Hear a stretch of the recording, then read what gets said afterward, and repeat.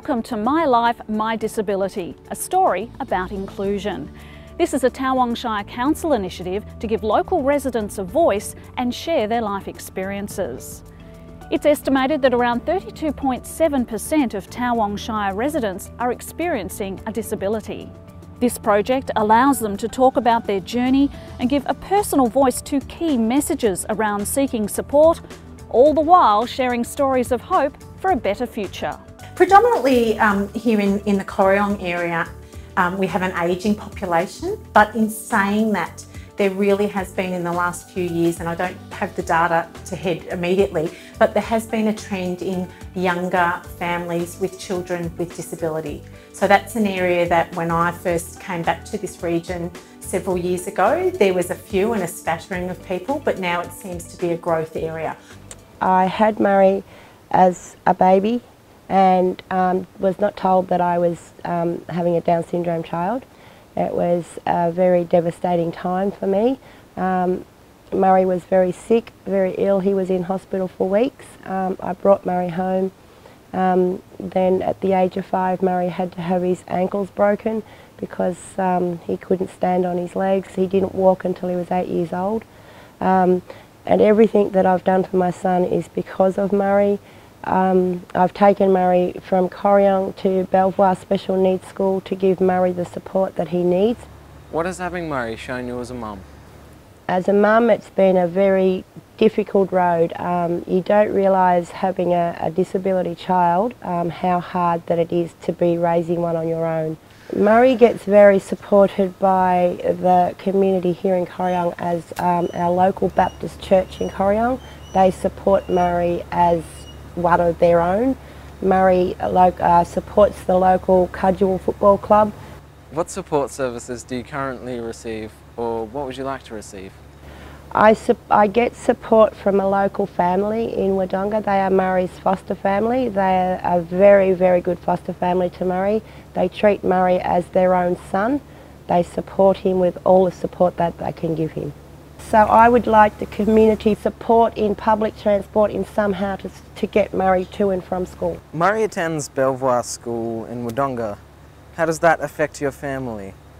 It was very hard at the start when we sent Murray to school because Murray left me at 5 years old, and that was the biggest, hardest thing in my life, to let my son, Down syndrome child, leave me to go to school in Wodonga and live with a foster family, which was very hard. It was hard on the foster family, it was hard on my family. But we did this for a reason, to give Murray the support that Murray needs, the education that Murray needs. Murray has now received that education. I'm so proud of what I've done for my son. How do you feel about helping raise awareness of people experiencing disabilities? I think that maybe for the community of Corryong, it'd be like to have a support group with all the disability children and the mums to all get together to help each other to raise how they've brought up their child and how it's affected them. But really in Corryong, for Murray, there is nothing here, and that was the reason why Murray has moved away.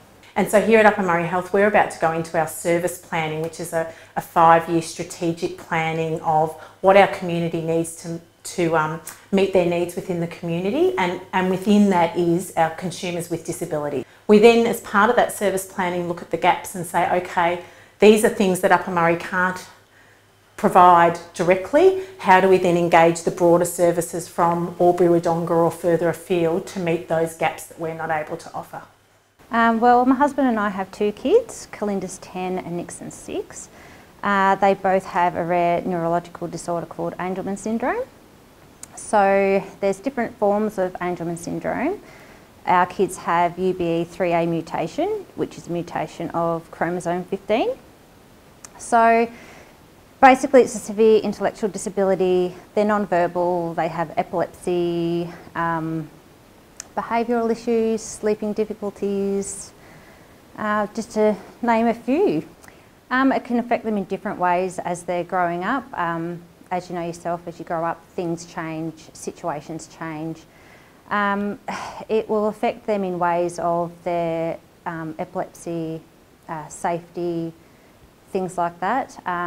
Hopefully the more services we can get in the future, things will be a bit easier for them. Tell me, what is your day like caring for your children? It can be pretty full on at times. Our situation has changed recently in the sense that our youngest Nixon is now going to school. Prior to that, having the kids at home more regularly is quite tough. They're not toilet trained. We do things like changing their nappies, making sure that they're comfortable, fed. They're non-verbal, so working on things like keyword sign, generally, things like that. How does the local community support your family? We have a pretty good little community here. We've got some great family and friends. We've got neighbours that come up and help. Just for example, my eldest Kalinda has an allergy to jack jumping ants, just to add on top of everything else that she has going on. I can ring the neighbours in the drop of a hat and they're up there helping, waiting for the ambulance, things like that. It's fantastic. We've also got the community that helps out with things like the kids are at school. They've just started a swimming program with some staff from the hospital, and they're increasing that in the winter months, doing a gym program. We've just got friends that help out with things like respite because we haven't got that available in our area yet, so the community is quite good. The services that we have come up are things like speech, physio and OT, and we don't receive any respite at the moment, so hopefully when the NDIS comes in at the end of this year, that we'll see some changes that will help. So what are the disability support services that you currently receive? We currently receive speech, physio and OT. That's about it at the moment.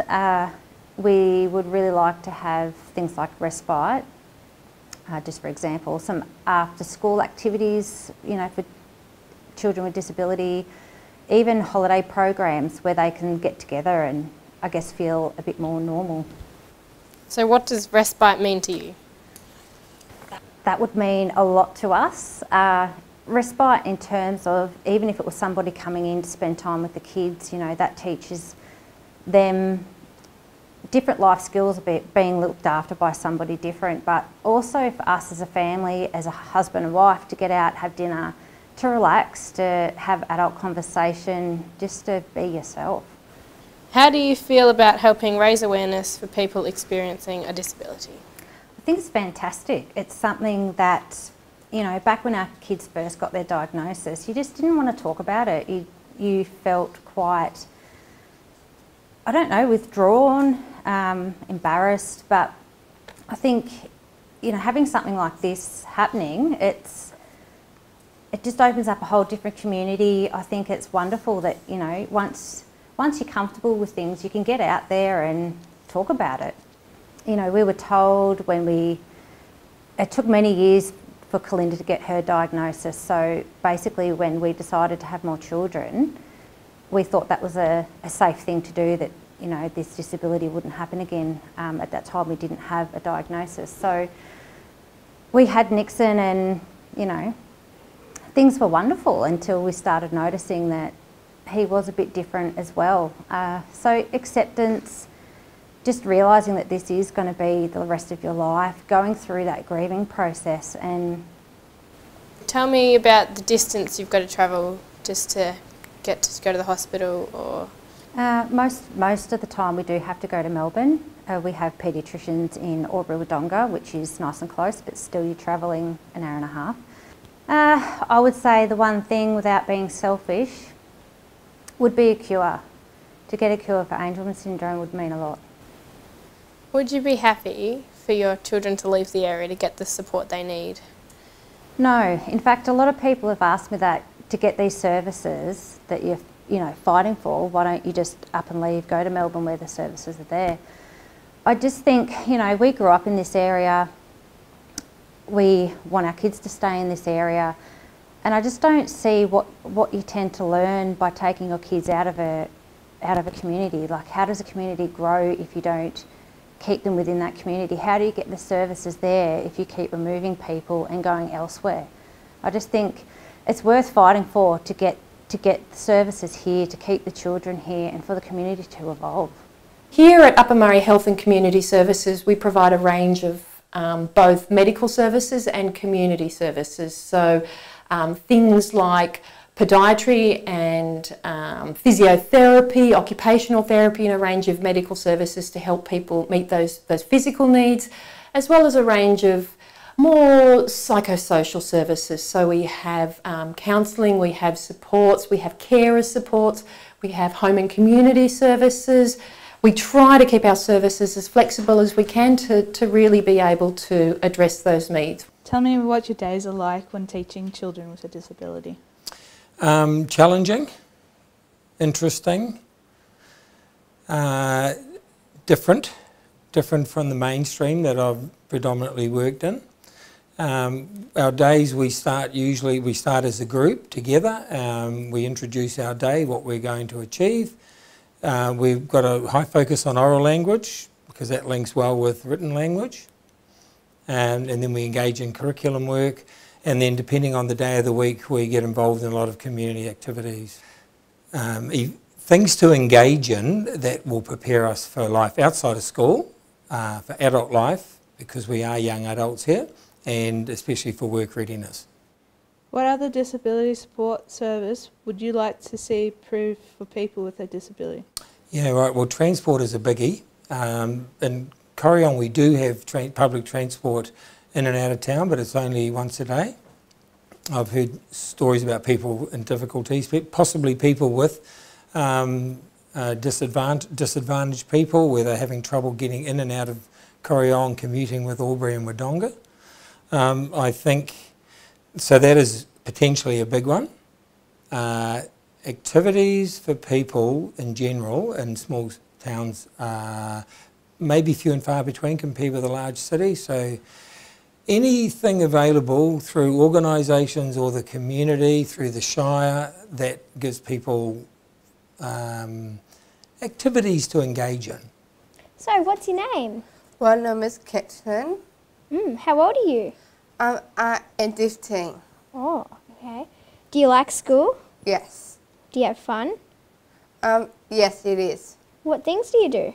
Well, I do watching stories, and I like math and art and sport. So, what's your name? Tara. How old are you? 16. When did you come to the school? 2005. Oh God, you know a lot. I think I do. What's your interests? I'm a big movie fan, and I just love talking about pop culture in general. It helps me get to know a lot of people. What do you like? What do you enjoy about school? Oh, school. Look, the teachers are absolutely great here, and it's good to get out of the house every day. What things do you do in school? Well, we do. I do a radio session every day. Not every day, but every week, which is good. You know, we do math, English. I've got my hand in all sorts of cookie jars at school. You know, woodwork, art, all sorts. What do you do in the Lacey Learning Centre? Oh, well, every morning we do SSR, which is Sustained Silent Reading, I believe. And then Mr. Evans reads us a chapter of a chapter book every morning. And then we just head on to Daily 5. Alright, what's the Daily 5? 5 things that we do in literacy.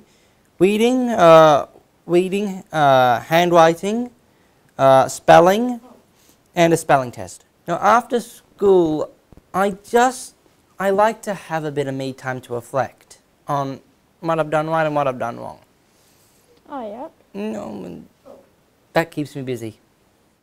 So what do you love more like about the world? I see the world as something that can be good and bad. It's something that we all are. But the world is something I want to be a part of, and I think I'm helping. I'm 16, like, what am I still doing in a primary school? So I do have those days where I just want to be just a normal teenager with friends. But I make that sacrifice to help my education, which I believe is a big thing in my life. So would you like more services, that you could be a part of more high schools and kind of live as a 16-year-old? I'm sort of two cents about that. I've experienced great friends, but I've also experienced a lot of bullying in my life. Could you tell others how you got past all this? Well, you do everything. You tell your mum, you tell your dad, you tell your friends. It's going to be hard, of course. Everything's hard in your life, but it seems quite a small in the big picture of life. So do you have a favourite motto or anything in the life? Motto. Yes. Get busy living or get busy dying. That's a pretty good motto. So what does that represent to you? It represents freedom, and it represents something great in the world. Okay. So why are you here in the Lacey Learning Centre? Well, I have a really bad heart condition when I was younger, which kept me in hospital for a long time. That's why I'm still in this class. You know, when you're sick in hospital, you don't get time to read math books, do you? No, you don't want to read math books either. Yeah, I think I was going to graduate about a year or two ago, but then I had a serious heart operation which really got me back to a basic level. Like I keep on saying, when I came back, they welcomed me with open arms, which really warmed my heart that people just didn't see me as that guy, that they saw me as Tyrell. So you would like more services? Of course. Yeah. What sort of services would you like? Look, I strongly believe in, you know, when you're in hospital, you need to reconnect with the world. So maybe have your class every week, so ring up and say, how are you going? My main goal was to get out of there. You can't just live in a hospital all your life, and I think I did that pretty damn well, if you excuse my language. Don't give up hope. It's going to be really scary, and you're going to feel very, very depressed afterwards. But with you and with your mum and dad there holding your hands while they're pulling all sorts of stuff out of you, I feel like that's one of the greatest gifts that you can give to someone. Just being there for them, holding their hand, just being a sympathetic ear. So your family really supported you through all of it? Oh yeah, my dad didn't go to work for a month, and my mum was basically my nurse. You know, she had to help me get out of bed in the night and all sorts of things, and it must have been very frustrating for them. But how do you feel about your parents and all that, like your mum and that? You're gonna get me crying here. But you know, it's the hardest. I couldn't see myself being, if I was gonna be a parent, doing all that. You know, my mum and dad are two strong people, and I thought they would have cracked by the third operation, but so, they didn't. So how do you feel about the community? The community, well. Do you like Corian? Of course, I love Corian. It's a great small town where everyone knows your name. Okay, my disability story is about 2 years ago. I went in for an angiogram, and they nicked through a vein in my neck, and I had a stroke during the night when I went to sleep, and woke up and I had a stroke, and I couldn't talk or move or anything. It was horrible. The disability I got left with was down my right hand side, so it's my right hand and my right leg. My right leg works relatively okay. My right hand doesn't have much movement. I have a daughter, her name's Kayla. She's nearly 5, turns 5 in July. She's a ripper kid. You need to have a lot of patience, and you have to think about things like what you say, because your brain works different to your mouth, and you think you're saying something and something else comes out. And the other help I need is to make the bed and sometimes hang some of the washing out and washing the floor. The community do support us very well. They're very good. The doctors are fantastic, and the counsellors here are brilliant. They're really, really good people. Yeah, I'm happy to raise awareness to the public because like not a lot of people actually know about strokes and disabilities like that. I was rather arrogant to it all before I had my stroke, but now I know all about it. So our priorities for service provision are very much based on the needs assessment that occurs at the start of our service planning period. So I briefly touched on that earlier, but that's about looking at what the trends from the government are and what they're saying are high need things in our community and matching that with what the community tells us. Council has worked closely with Corryong Secondary College students, Gateway Community Health and Media King to offer students guidance on effective communication and media skills. The students have been empowered to make a real difference and to support people in their local communities who may be experiencing a disability. Upper Murray Community Health Services, like Council, advocate and support people with disabilities through service and improved funding provision. External service agencies have an opportunity, a real opportunity to support rural and remote communities, to bridge the gap in respite and to provide support where it's needed most.